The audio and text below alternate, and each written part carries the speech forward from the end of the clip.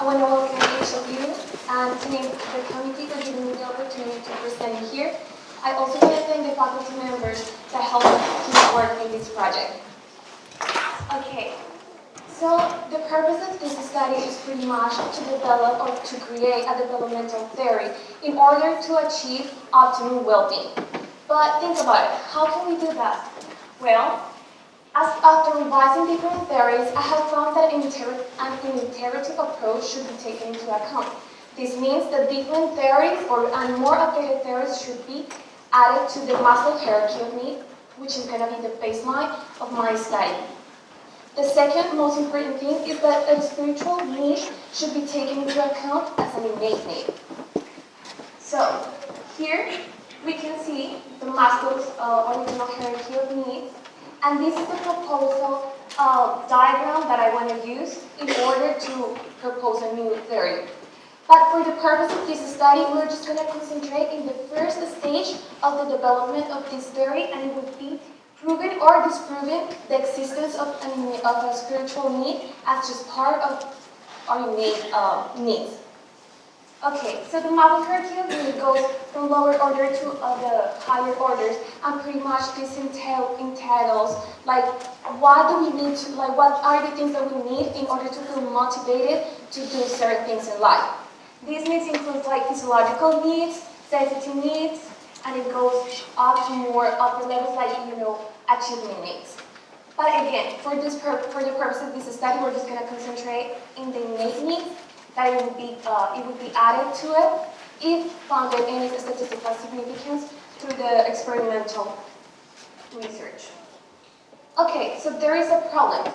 As I told you before, the psychological perspective hasn't taken into account spirituality as an innate need, and that has two implications.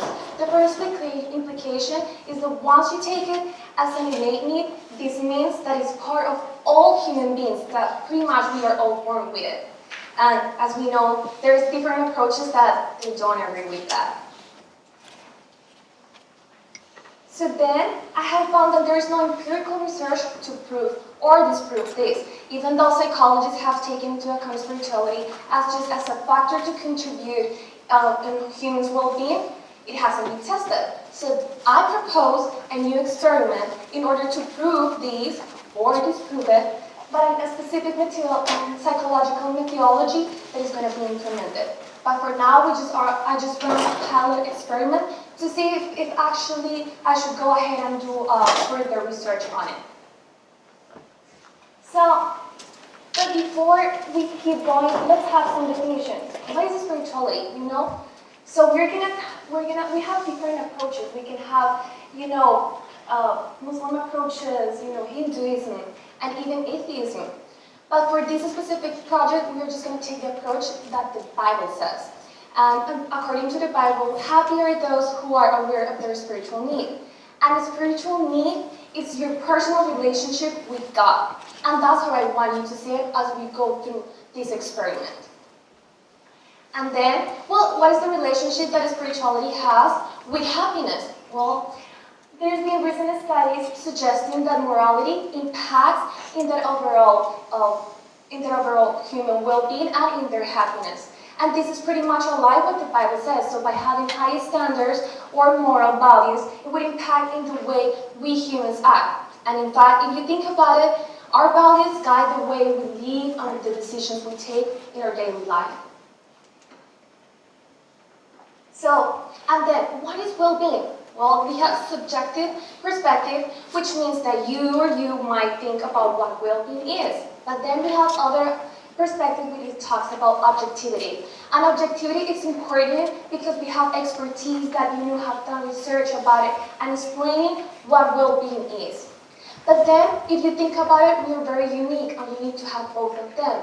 So then there is a specific studies that talk about subjectivity, where a combination of the two are applied so we can have, either your opinion or the things that you enjoy doing for contributing for your well-being, and also taking into account expertise about this specific topic.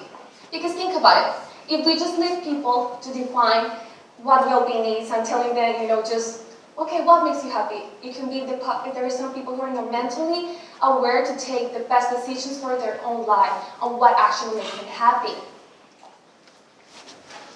So, some research question appears while I was going through this research, and it's why it's important for us to live a meaningful life. What makes life worth living? Does the development of a spiritual need make an impact in their overall happiness? And how does happiness impact the quality of life?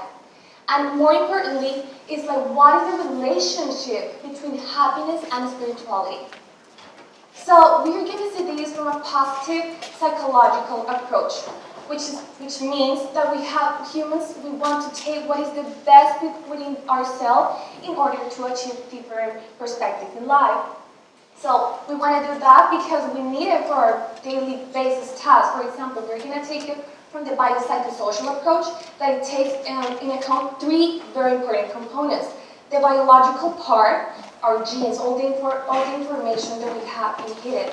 Then we have the social part, because we're social beings, and in fact we need socialization in order to achieve well-being.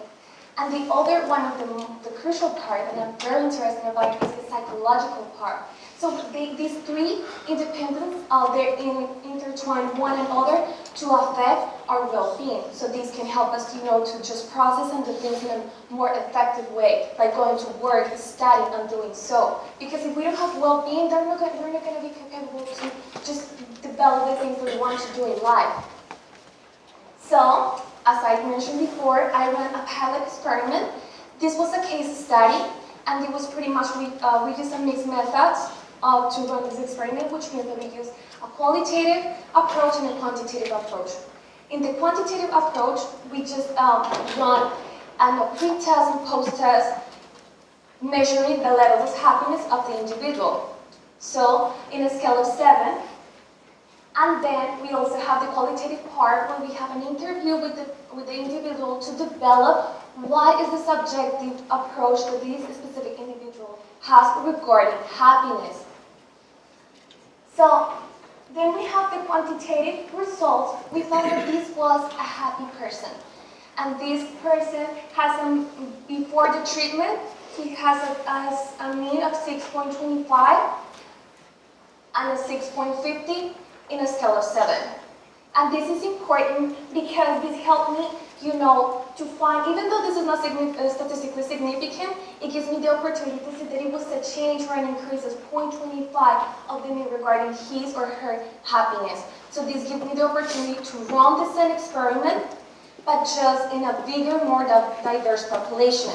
And as I mentioned before, the fact that I said that spirituality should be taken into account as an innate need, this is supposed to follow the same procedures, but just in a bigger population. So regarding of their beliefs that someone might have, even if they believe or not, by doing the same procedure, the spiritual need should be either awakened, if it's asleep, or enhance it in order to see the impact that this might have in their overall well-being of the individual. So then, 4 things were found in the qualitative results, which are called achievement, spirituality, peace, and love. This pretty much represents that this is what it means to be happy for this specific individual.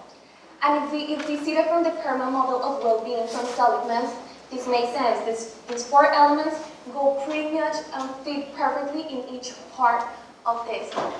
And these ones are some of the theories that are going to be implemented in a future research where it can be more expanded. So as a conclusion, this is the theory that it would be tested and using the biopsychosocial approach, the positive psychology, self-determination theory, subjective well-being, and commitment. So it goes the same as Maslow's hierarchy of needs, when the lower needs are need to be fulfilled first in order for you to feel motivated to work in your psychological balance, emotional balance, physical health, inspirational, and economical balance. And the most important thing is that depending on the things that you might, what if you, for example, are physically healthy, right? So then you might move forward to the next one. And then you can just change it, taking the biopsychosocial approach that I explained earlier. And finally, the inspirational part, yes, we're going to give you the right to choose what makes you happy, but just to a certain extent. And this goes in this specific need. So where you can do just whatever you intrinsically feel happy to do. So that these give you the opportunity to concentrate the knowledge you have, but just in a specific topic without damaging your overall well-being. And finally, and the least important, is the economical balance. Yes, money is not the most important thing, at least for contributing in your overall well-being. So I hope you enjoyed my talk. Any questions?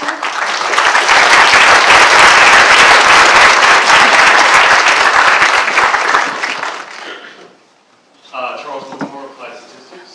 So if you want to abstract spiritual needs on the same level as the primal bodily needs as hunger, thirst, and so forth, all of those have a well-defined metric for measuring the set. What metric do you propose for spirituality to equate at the same level? Right, so one of the important things you mentioned, you talk about specifically physiological needs. So that's why I'm going to use a new name to put it under innate needs, and then we can branch out the different needs that it can be taken into account in this step. For example, physiological needs. And if you think about it, psychological balance and emotional balance, they are part of innate needs, but they're not under the branch of physiological needs that are the ones that you mentioned before, like sleep, safety. So the measures that we're going to be using is by running an experiment.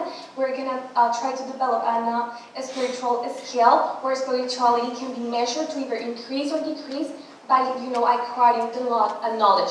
Different approaches are going to be taken into account. As I mentioned before, atheism, it can be the Muslim approach, so all the different approaches that are, and see how these ones can have a different result affecting happiness and overall well-being, and see which one is the best approach to increase your well-being and indeed your happiness. For your study, it had that the happy person that you kind of tested was at 6.25, and then after intervention, he was at 6.5. What did you use as the intervention, and how do you measure the person's happiness? Okay, it was on a scale that you can measure your happiness. So it's a psychological scale where you can get the results, and actually, like if you look in here, there is a psychological happiness scale that measures your happiness with a series of questions. So then you get the result, and you can, take the overall mean and then place it between on the scale. In this case, it's between 1 and 7. So meaning that the happy person would be really close to 7, and the least happy person would be closer to 1. So then, if you go back, go back one. Right here. She had a 3-hour intervention. yeah. Okay, but now, and I want to pursue this, but we've got 2 more speakers and just almost out of time. So I know you want to ask your question really, really quick. Yes. If you're concise. Okay. Thank you. Real quick, really quick. I mean, quick. Dr. Taylor, great job at the talk. I have one question that I'm curious about, and I think you may have not addressed the question about how to measure spirituality, but I'll stop by your poster. But in regards to people who may not be spiritual, I'm curious about what implications would that have for those individuals in terms of the happiness. Are they just doing it because they're not spiritual? Right. Those, Can you answer that concisely? yes. Those are especially the kind of people that I would love to work with it, because as I said, it's an innate need, so it can be awakened. So once it's awakened, there is no coming back, and that's just going to be awakened by the process of going under different treatments that then can be measured by which one awake that specific need or not. Okay, thank you. Anywhere else? Really quick. My question is, what the internal or external factors I'm working with relative to the happiness of the individual? When you refer to external factors and internal Well, you factors. said social interaction. Okay, so Sometimes we have groups that may affect the individual. exactly, and those are called specific traits of personality. So this component is part of all human beings and will need it. And there is a scientific studies to actually prove that, and it's defined as a social approach. But for those who are more they're more social, so they might be higher regarding that need to socialize, to socialize with others. But those who are higher, for example, regarding their emotional needs, so they will be to work more on that. So depending the specific trade, the individual should work towards that.